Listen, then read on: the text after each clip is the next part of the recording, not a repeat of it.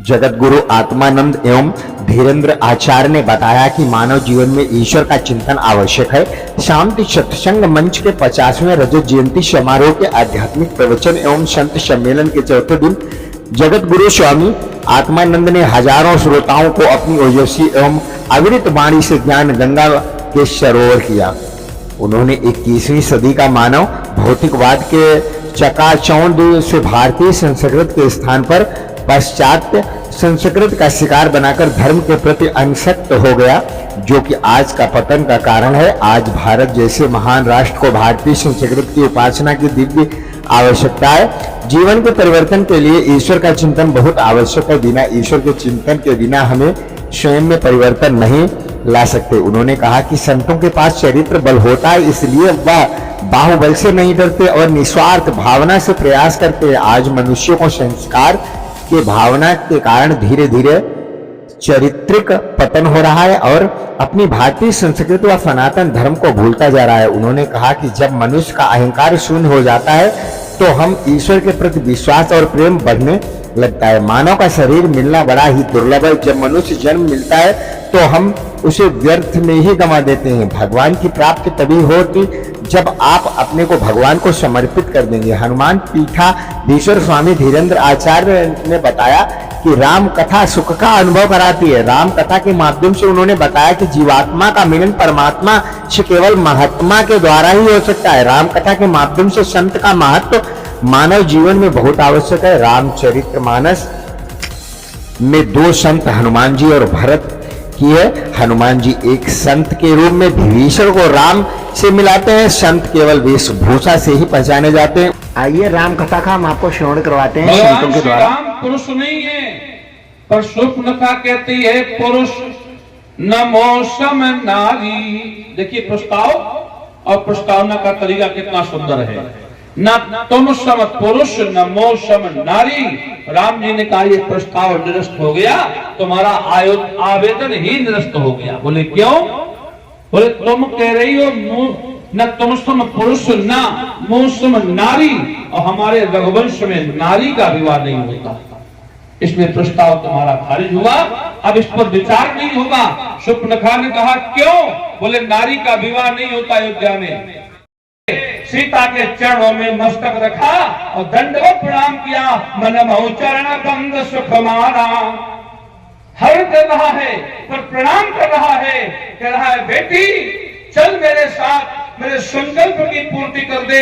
मैंने जो मिथिला में कहा था आज वो संकल्प पूर्ण होना है। रावण का मिलन जब राम से मिथिला में हुआ था तो रावण ने राम जी से कहा था कि राम तुम्हारे भगवत भक्त पर लंकेश्वर का नाश लिखा, राम तुम्हारे भाई पर पिता मरण वनवास लिखा, क्योंकि सीता का संबंध रावण से पिता और पुत्री का है। और जब पुत्री है तो रावण ने प्रणाम किया, अगर नहीं है तो हरण करने वाली नारी को महल में ले जाना चाहिए था, पर उसने जाकर अशोक वृक्ष के नीचे बिठाया।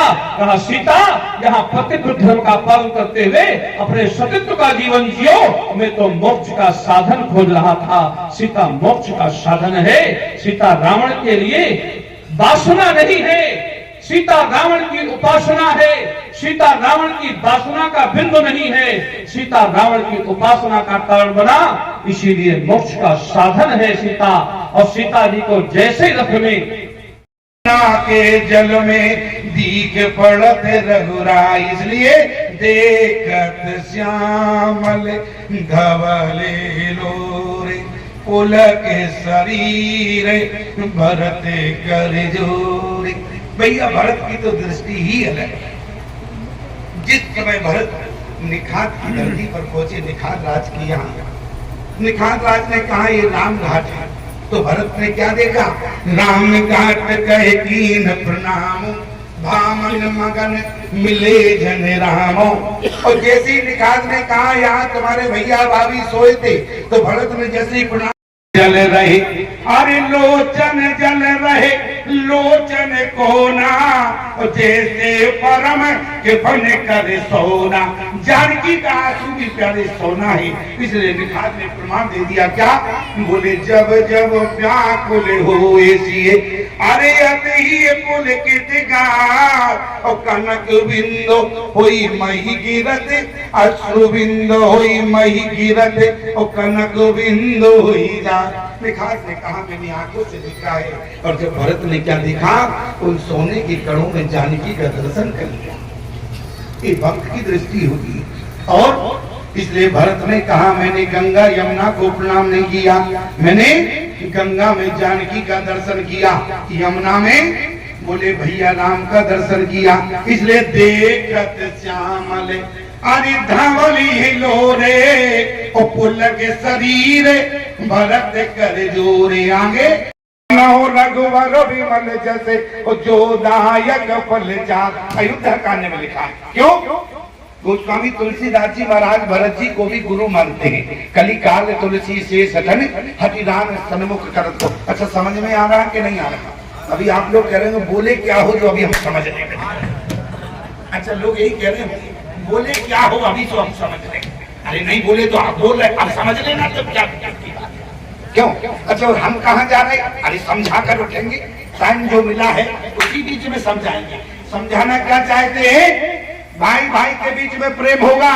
और जिस समय भरत जी महाराज प्रयाग की धरती पर पहुंचे उस समय में निवेदन करना हो, बोले भरत तीसरे पैर गए अरे कीन